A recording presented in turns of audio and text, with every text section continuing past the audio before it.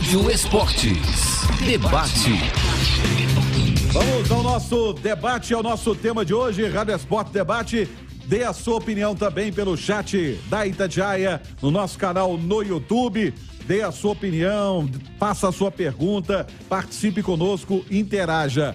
E minha cara Nath e meu caro Alexandre Simões, nós acompanhamos aí o Ronaldo Fenômeno, presidente da SAF do Cruzeiro, dizendo que a criação da Liga de Futebol no Brasil vai consagrar a SAF e ter uma gestão profissional no futebol.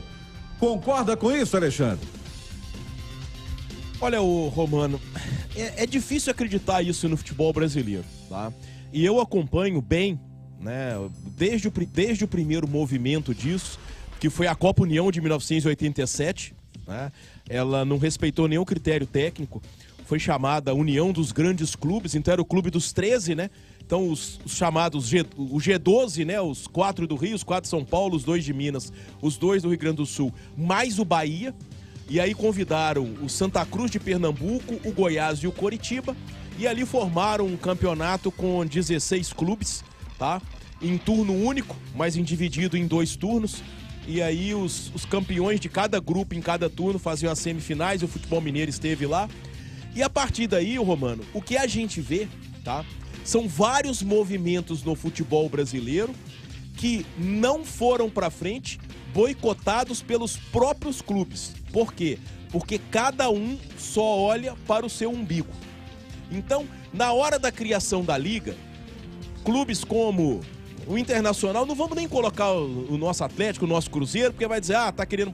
O Internacional, o Botafogo, eles vão aceitar a disparidade de cotas em relação a Flamengo e Corinthians, por exemplo. Aí não aceitando, Flamengo e Corinthians vão abrir mão em prol de uma liga. Então, é uma situação, Romano, que quando a gente fala de SAF, de quem está preocupado em realmente administrar clube de forma profissional, ok, seria perfeito. Mas nem todos os clubes brasileiros, muito pelo contrário, a SAF ainda é uma minoria absoluta, tá? Vivem essa realidade.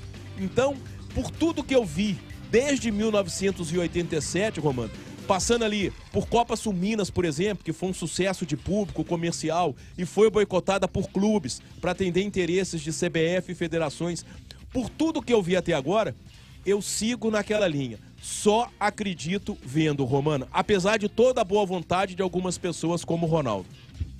Isso aí a gente já tá vendo, Alexandre. Grupos, né? Tá dividido. Tem um grupo que é a Liga Forte Futebol Brasileiro, que até encabeçado pelo Atlético, e tem do outro lado a Libra, que é a Liga de Futebol do Brasil, que tem o Cruzeiro no meio. Quer dizer, o negócio já rachou, Isso, exatamente, Romano. É difícil, entendeu? A cartolagem do futebol brasileiro não consegue pensar. Romano, vamos pegar agora o nosso exemplo, o Atlético e Cruzeiro. A gente teve a final do Campeonato Mineiro agora recentemente, foi a maior renda do ano em Minas Gerais, chegou a quase 5 milhões, aquele jogo em que o Atlético foi campeão mineiro em final única, batendo o Cruzeiro por 3-1. Você imagina esse tipo de jogo, Romano, ter o cachecol do jogo, a camisa do jogo, a moeda do jogo, o copo do jogo, os dois clubes trabalharem comercialmente, porque eu acho, Romano, que na hora de ganhar dinheiro não existe rivalidade. A rivalidade é o que move o futebol e ela é fundamental, principalmente numa situação tão polarizada como Atlético e Cruzeiro. Mas na hora de ganhar o dinheiro, tá? Na hora de captar, o clube não pode pensar nisso. Só que, infelizmente, no futebol brasileiro se pensa. E, às vezes, se perde oportunidades por causa de uma rivalidade que está muito longe de a gente poder chamar de uma rivalidade inteligente. Porque inteligente, Romano, é se aproveitar da rivalidade para poder tentar aumentar o seu valor comercial, Romano. Eu tô vendo a Nath aqui, tá do meu lado, lança a cabeça, ela tá fazendo os dois sinais, pra lá e pra cá, pra cima e pra baixo. O que foi, Nath? É porque eu concordo em partes com o Simões, mas... Concorda discordando? Concordo discordando, vamos lá. Assim como o Simões, eu tenho uma descrença muito grande dessa liga realmente acontecer, pelo histórico do futebol brasileiro e pelo fato de que a mentalidade aqui, e aí achei ótima a expressão que o Simões utilizou, de nós não termos uma rivalidade positiva, uma rivalidade sadia, que fomente, né, o ganho de dinheiro entre os clubes, que fortaleça as competições, que traga mais torcedores para dentro dos estádios. Mas eu acredito que a pergunta que você fez, baseada na fala do Ronaldo, é que a Liga pode consagrar de vez a SAF. E eu acho que o caminho tende a ser inverso. Apesar da descrença, o que eu acho que pode fazer a Liga sair do papel é justamente a criação da SAF no Brasil e de vários clubes já estarem aderindo a esse modelo. É um caminho sem volta a SAF? Eu acredito que seja um caminho sem volta, principalmente pelo fato de que no Brasil nós temos muitos clubes endividados. Agora, por que eu acho que o caminho pode ser inverso? Por causa da mudança da mentalidade. Olha a mudança da mentalidade dentro do Cruzeiro com a chegada do Ronaldo. Somos rivais apenas dentro de campo. Fora de campo, a gente pode se ajudar. Aí, a SAF do Vasco tiver a mesma mentalidade, a SAF do Botafogo e por aí vai, a tendência é que com a profissionalização de quem está no comando, enxergue o futebol como um ativo, como uma marca, como uma forma de ganhar dinheiro e não necessariamente sempre querendo ferrar com o rival. Porque o que a gente tem hoje nos cartolas? São dirigentes que também são torcedores.